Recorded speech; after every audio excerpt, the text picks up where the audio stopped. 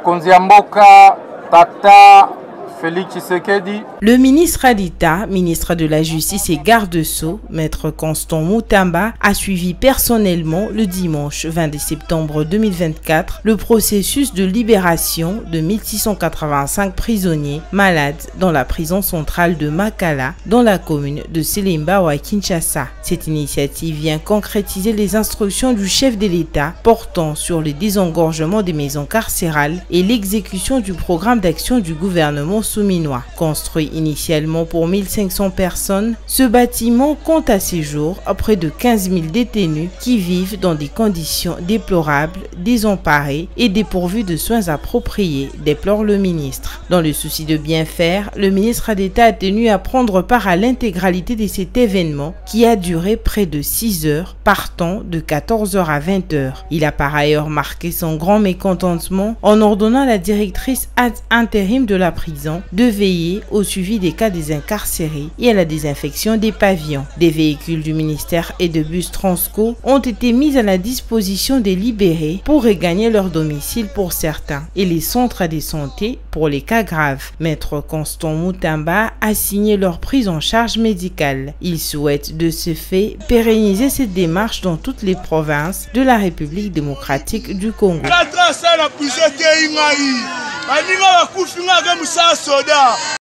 C'est dans la matinée du dimanche 22 septembre 2024 que le président de la République, Félix-Antoine Tshisekedi Tshilombo, est arrivé à New York, aux États-Unis d'Amérique, pour participer aux travaux de la 79e session de l'Assemblée générale de chefs d'État et de gouvernement des Nations Unies. Accueilli à l'aéroport international JF Kennedy de New York par les officiels de l'administration américaine, entouré de la ministre d'État aux Affaires étrangères Thérèse Kayikwamba, de son directeur du cabinet Anthony Kinzo et du représentant de la RDC aux Nations Unies Zenon Mukongo, le chef de l'État congolais entame une mission officielle marquée par une intense activité politique et diplomatique. La 79e Assemblée générale de l'ONU intervient dans un contexte international marqué par une avancée significative dans la réforme du Conseil de sécurité des Nations Unies tant souhaitée par les Africains. En effet, pour la première fois, les États-Unis d'Amérique sont favorables à l'élargissement du Conseil de sécurité à 2 pays africains sans droit de veto. Le sujet sera au cœur de débat général qui s'ouvre le 24 septembre prochain. Par ailleurs, la RDC attend son élection le 9 octobre prochain au Conseil de droits de l'homme. Plus grand pays francophone du monde et réputé pays solution au réchauffement climatique mondial, la RDC est aussi un prétendant sérieux parmi les 2 nouveaux pays africains membres permanents du Conseil de sécurité. Le discours du président Tshisekedi devant la tribune des Nations Unies est très attendu en ce qu'il doit faire part aux dirigeants du monde des efforts multiformes qu'il déploie en vue de rétablir l'intégrité territoriale de la RDC face à l'agression rwandaise. Le président Tshisekedi devrait aussi poursuivre son plaidoyer en faveur de la République démocratique du Congo par des rencontres bilatérales et multilatérales.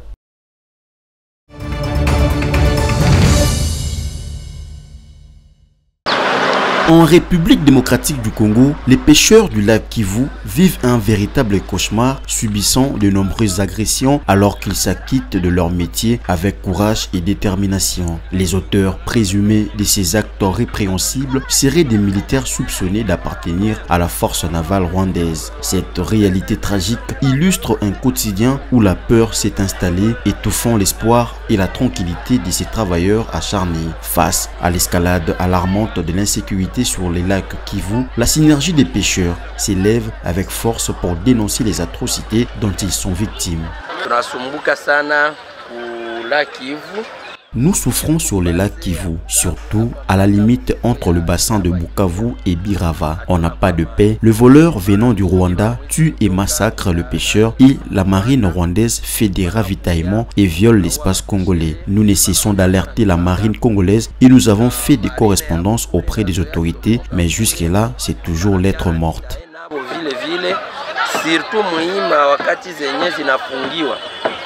Le bilan de ces attaques est lourd. Selon le président de la synergie des pêcheurs, depuis le début du mois de septembre 2024, 6 pêcheurs ont tragiquement perdu la vie, s'ajoutant à ceux qui avaient déjà péri quelques mois avant. Ces attaques, souvent menées en pleine nuit, transforment leur quête de subsistance en une lutte pour la survie.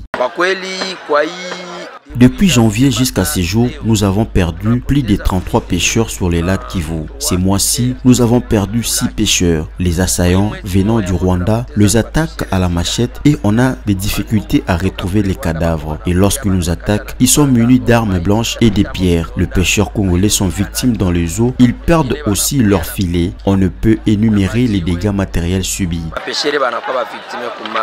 Ces récents cas de tuerie n'est pas un incident isolé. Le pêcheur se retrouve désormais à travailler avec la peur au ventre, une ombre pesante qui les accompagne chaque fois qu'ils s'aventurent dans les eaux, surtout la nuit. C'est pourquoi la majorité d'entre eux réclament la mise en place des patrouilles nocturnes afin de sécuriser les lacs et de protéger les travailleurs du lac. Dans un mémorandum adressé à l'Assemblée provinciale et au chef de l'exécutif provincial du Sud Kivu, la synergie des associations de pêcheurs exprime son profond désarroi face aux risques permanents qui pèsent sur eux. Ils sollicitent le renforcement de mesures de sécurité.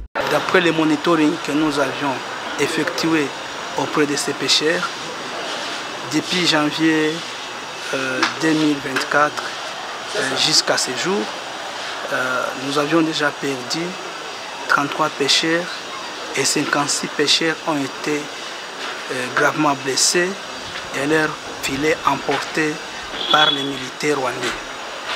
À notre niveau, en tant qu'élus, nous avons saisi les autorités au niveau provincial pour leur demander de pouvoir renforcer la sécurité sur le lac Kivu et surtout de faire des patrouilles nocturnes en fait de protéger nos pêcheurs parce que le travail qu'ils font, c'est un travail qui nous aide à pouvoir lutter contre le chômage dans notre province.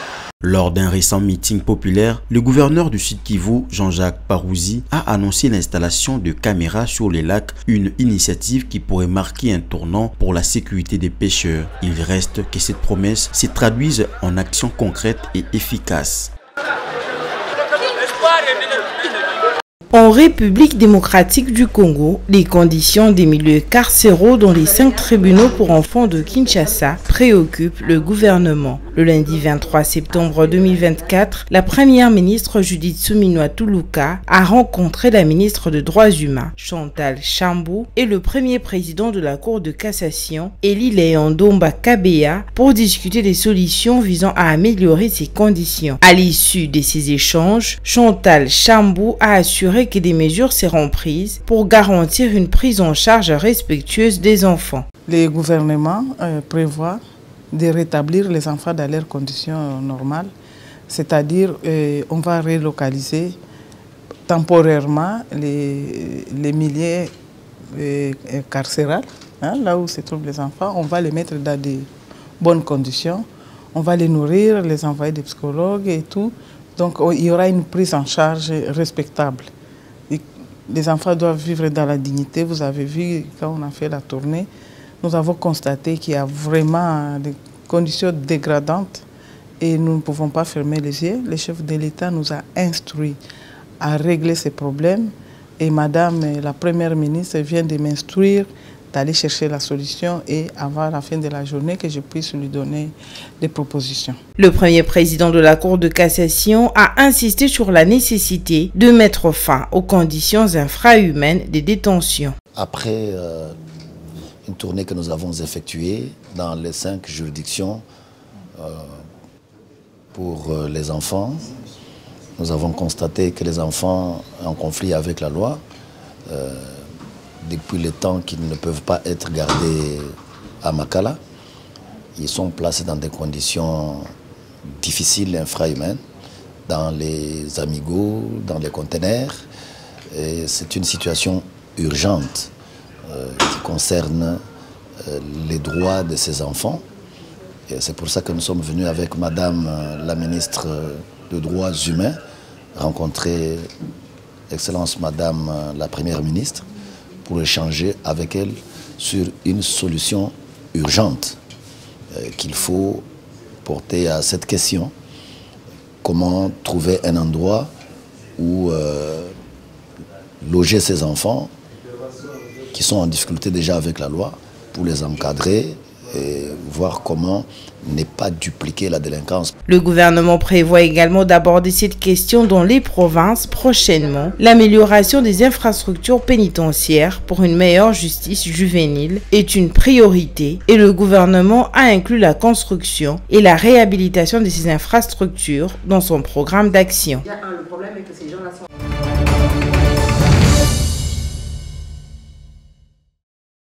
Nous, partis politiques signataires de cette déclaration, dépités par autant de faits d'atteinte à l'intégrité et à la dignité humaine, ainsi que des mises en danger fréquentes de la vie des Congolais, en solidarité avec l'opposant Seth Kikuni, ainsi que tous les autres prisonniers politiques et d'opinion. 1. Nous référons aux dispositions constitutionnelles et légales en vigueur dans notre pays, ainsi qu'aux instruments juridiques internationaux qui garantissent le respect à la dignité humaine. Condamnons fermement la détention du camarade Seth Kikuni, président national du parti politique Piste pour l'émergence et opposant au régime de M. Tshilombo Antoine Félix Tshisekedi. 2. Exigeons sa libération immédiate et sans condition et demandons que les enquêtes soient ouvertes pour dégager les responsabilités suite à toutes les violations intentionnelles de ses droits et libertés fondamentales, dont particulièrement les interdictions de visites et de communication avec sa famille, ses avocats, voire son médecin. 3. Dénonçons les cas des arrestations et détentions arbitraires des sieurs Mike Mukebai, Jean-Marc Abounde, Daniel Safou, Jacques Sinzaera, Gloire Sassita, ainsi que les actes de barbarie, des massacres des civils dans les lieux de culte à Goma et Katsenga ou Katanga, ou des détenus à la prison centrale de Makala, et exigeons aussi leur libération immédiate. Mais voilà, nous venons de rendre visite et d'avoir une audience avec son Excellence Madame la Première ministre, justement pour présenter le boursier de la formation professionnelle. Donc c'est un message fort que son Excellence la Première ministre a voulu donner à toute la jeunesse congolaise et à la nation tout entière pour dire que la formation professionnelle a la place dans notre pays et surtout pour la jeunesse dans le cadre de la réinsertion et dans le cadre de l'espoir. Parce que dans notre pays, on ne pouvait pas imaginer qu'avec la formation professionnelle, on pouvait avoir des bourses d'études. Et c'est le message fort du gouvernement sous Judith Suminwa Tuluka pour démontrer que la formation professionnelle occupe une place vraiment importante et aussi lancer un appel à toute la jeunesse pour dire que la formation professionnelle est là à leur service, pour dire qu'avec la formation professionnelle, vous pouvez aller très loin. Les boursiers que vous voyez là, je dis les boursiers parce qu'il y a 3 dames et 1 garçon, donc ce qui fait les boursiers et qui sont là vont partir suivre leur formation au Maroc. Et c'est pour 3 ans, et chacun dans sa filière respective après avoir suivi une formation de 6 mois et de 9 mois. Donc l'appel est là. Pour la question criante des chômage des jeunes, d'employabilité, et pour ceux les jeunes qui pensent qu'il faut seulement aller faire l'université, nous disons non.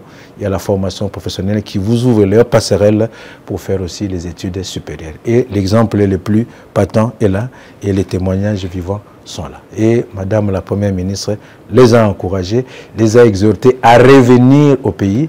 Et au niveau du ministère, nous avons lancé une politique qui consiste en ce que tous nos boursiers, quand ils vont rentrer, ils vont trouver leur place dans l'administration et au sein de l'inspection générale de la formation professionnelle. Voilà un peu en quoi a consisté l'essentiel de nos échanges. Il y a déjà un mécanisme de suivi et de contrôle entre le pays qui ont accepté de donner des bourses. Donc à partir de notre ministère de la formation professionnelle, il y a des mécanismes. Mais voilà, ça fait partie des conseils que la Première ministre a prodigués Vous allez à l'étranger, vous savez, il y a toujours des conditions ne seront pas aussi aisées, mais il faut savoir surmonter les difficultés. Le gouvernement sera là, le gouvernement continue de se battre pour obtenir les bourses à faveur de nos apprenants, de nos jeunes. Il y a encore 27 autres qui sont en attente pour l'Algérie et 10 autres pour le Maroc. Donc nous continuons ces combats-là pour hisser très haut la formation professionnelle dans notre pays avec la vision du président de la République et de la première ministre. Le président de l'Assemblée nationale, le professeur Vital Kamerhe, a échangé le mardi 24 septembre 2024 avec le nouveau ambassadeur de la République française en RDC, Rémi Maréchaux, venu lui remettre l'invitation de son homologue français, Yael Braun-Pivet. J'ai eu l'honneur de présenter au chef de l'État mes lettres de créance la semaine dernière, ce qui me permet maintenant de rencontrer les responsables des principales institutions de la République. Donc ce que j'ai commencé à faire aujourd'hui. Donc je suis venu me présenter au président de l'Assemblée nationale et discuter des relations entre la France et la République démocratique du Congo. J'ai été aussi porteur d'un message de félicitations de son homologue, la présidente de l'Assemblée nationale française, qui non seulement a présenté ses félicitations, mais également invité son homologue congolais à lui rendre visite en France. Ensemble avec le président de l'Assemblée nationale, ils ont passé en revue la situation sécuritaire dans la partie est du pays et l'évolution du processus de paix de Luanda et de Nairobi. Le diplomate français s'est dit satisfait d'actualiser le tableau sur la question sécuritaire dans la partie est du pays à l'heure où il vient de prendre la tête de la mission française en République démocratique du Congo. Rappelons que Rémi Maréchaux a été nommé par le président Emmanuel Macron depuis le 9 juillet 2024 en remplacement de Bruno Aubert.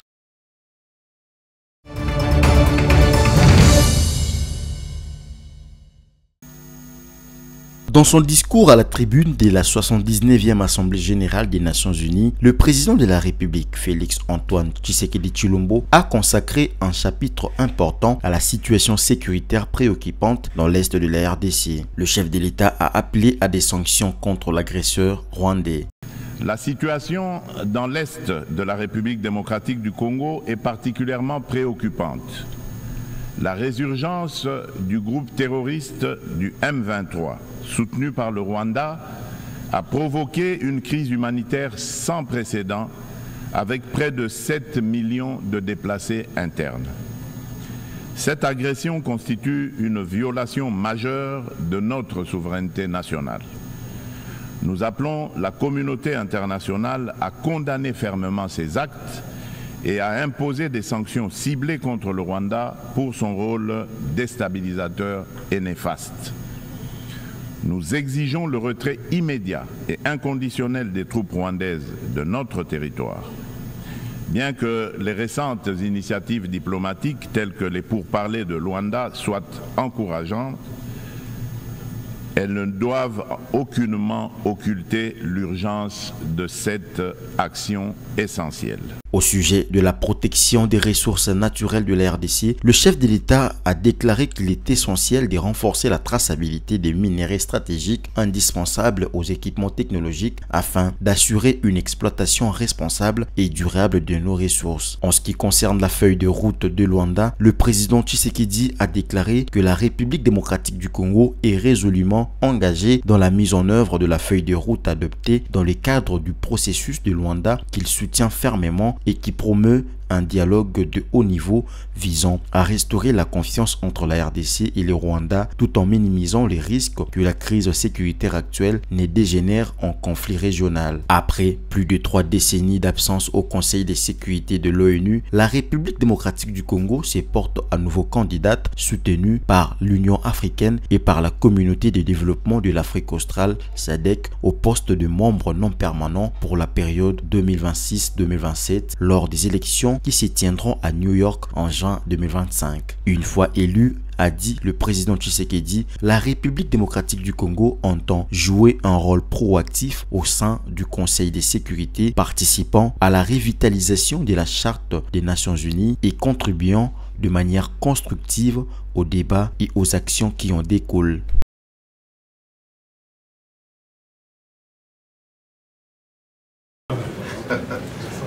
Business. Des accolades appuyées qui témoignent de l'excellence des relations entre les deux chefs d'État. Les présidents Félix Tshisekedi et Alexander Vučić se sont rencontrés pour la première fois il y a 5 ans à Belgrade, à l'occasion d'une visite officielle en Serbie, et depuis, ils multiplient les contacts physiques et diplomatiques au profit de leur peuple. Plusieurs sujets d'intérêt commun entre leurs pays respectifs ainsi que le renforcement de la coopération bilatérale étaient abordés. Les deux chefs d'État ont marqué leur volonté d'approfondir cette coopération dans les secteurs de l'agriculture, des infrastructures et de l'éducation. Par ailleurs, le président Vučić a réitéré son soutien au peuple congolais face à la guerre d'agression que la RDC subit dans sa partie Est, et il a soutenu le respect de l'intégrité territoriale de la République démocratique du Congo. Au cours de la même journée, le président de la République, Félix-Antoine Tshisekedi Tshilombo, a reçu au siège des Nations Unies son homologue de la République de Pologne, Andrzej Duda. Leur rencontre fait suite à la volonté maintes fois exprimée par le président polonais pour un rapprochement avec son homologue de la République démocratique du Congo. En prélude de cette rencontre de deux chefs d'État à New York, le président Duda avait envoyé à Kinshasa en juillet de cette même année un émissaire porteur d'un message destiné au président Tshisekedi. Les domaines de la digitalisation et transformation numérique ainsi que sur la coopération dans les domaines de la défense axés sur la surveillance des frontières sont des centres d'intérêt de la coopération. Avec le secrétaire général des Nations Unies, Antonio Guterres, l'entretien a porté sur la situation sécuritaire et humanitaire dans l'Est de la République démocratique du Congo. Les chefs de l'État et son hôte ont aussi évoqué l'évolution du processus de Luanda pour parvenir à une paix juste et durable dans la région des Grands Lacs. Les deux personnalités se sont encouragées mutuellement pour la lutte qu'ils portent en faveur de la réforme du Conseil de sécurité des Nations Unies. Dans le cadre du rapprochement entre la Commission électorale nationale indépendante et l'Assemblée nationale, le bureau de la CENI a sollicité et obtenu des échanges avec le bureau de la Chambre basse du Parlement de la présente législature pour une première prise de contact depuis son installation. C'est dans ce cadre qu'une forte délégation de la CENI, conduite par son président Denis Kadima, a eu une séance de travail avec les speakers de la Chambre basse du Parlement, le professeur Vital Kamerhe, accompagné de l'honorable rapporteur adjointe Dominique Munongo Inamizi. C'était le mercredi 25 septembre 2024. Ensemble, ils ont évoqué toutes les questions liées au processus électoral inachevé à ce jour, faute de moyens, comme l'a précisé Denis Kadima. Les animateurs de la CENI ont premièrement présenté les réalisations de cette institution d'appui à la démocratie contenues dans leur rapport annuel récemment publié, avant de soulever les multiples préoccupations liées au fonctionnement de la CENI et celles des questions du financement du reste du processus électoral. Denis Kadima a déclaré qu'avec l'appui du gouvernement, tout était fin prêt pour organiser les élections, d'abord à Yakoma et Massimanimba, avant de poursuivre avec les cas spécifiques de Massissi et Rutshuru. Oui, c'était une visite de courtoisie. Vous savez que la CENI est l'émanation de l'Assemblée nationale. Maintenant qu'il y a une nouvelle équipe, il fallait bien qu'on vienne pour faire le point. D'autant plus que nous sommes à mi-parcours depuis que nous avons commencé. On est vraiment au milieu de notre mandat. Il fallait venir faire le point sur le processus électoral, mais aussi sur toutes les questions pendantes. Il fallait en discuter et c'est ce qu'on a fait. Le président de l'Assemblée nationale a tenu à préciser que le cas des conseillers communaux évolue bien au niveau du gouvernement pour leur prise en charge, mais qu'il est important que la CENI puisse avoir les moyens pour parachever le reste du processus afin de lever l'équivoque de la dichotomie observée actuellement dans différentes municipalités.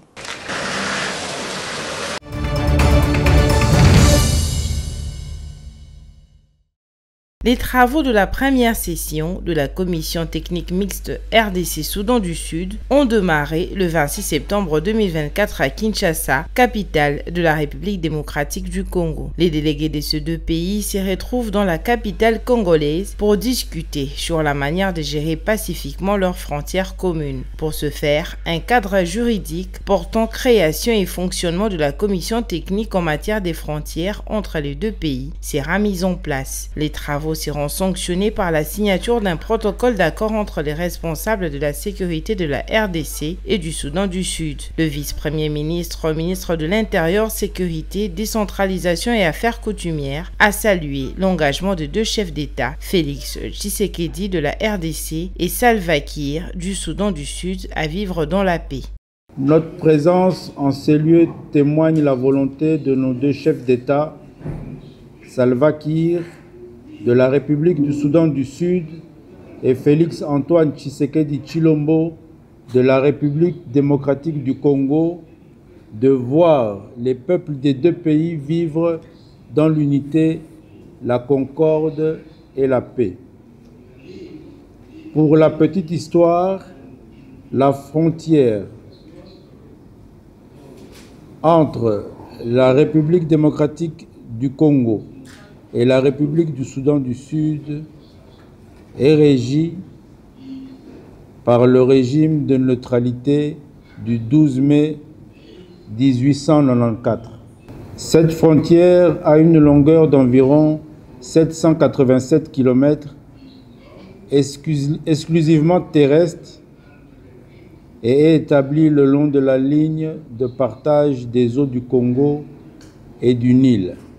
Une fois ce cadre signé, la commission technique élaborera un programme pour la démarcation effective de la frontière commune avec une méthodologie précise et un budget adéquat. La démarcation des frontières est vue comme une étape importante pour la coopération régionale et la sécurité de deux pays qui partagent une frontière terrestre stratégique.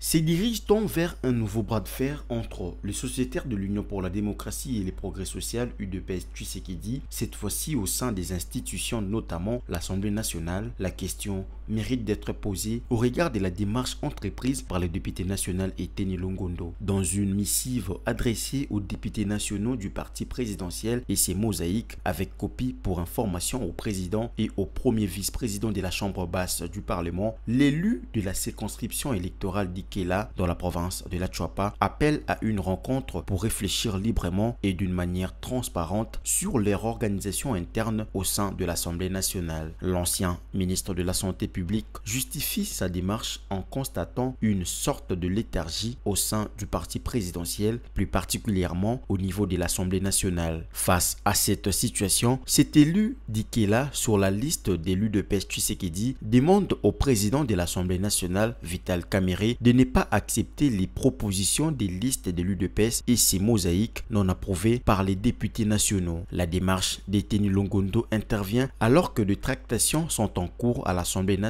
au sein de chaque famille politique pour constituer les groupes parlementaires, les commissions permanentes et les comités des sages afin d'assurer le bon fonctionnement de la nouvelle session parlementaire. Lors de son allocution à l'ouverture de la session le lundi 16 septembre dernier, Vital Kamerhe avait appelé ses collègues à faire diligence pour finaliser ces processus. Pour certains observateurs, l'initiative d'Eteni Longondo pourrait être mal perçue par Augustin Kabouya, député national qui se considère encore comme chef du parti présidentiel et de ses mosaïques. Cette démarche risque d'attiser une fois de plus les tensions au sein de la famille politique de Félix Tshisekedi, mais cette fois-ci au sein des institutions.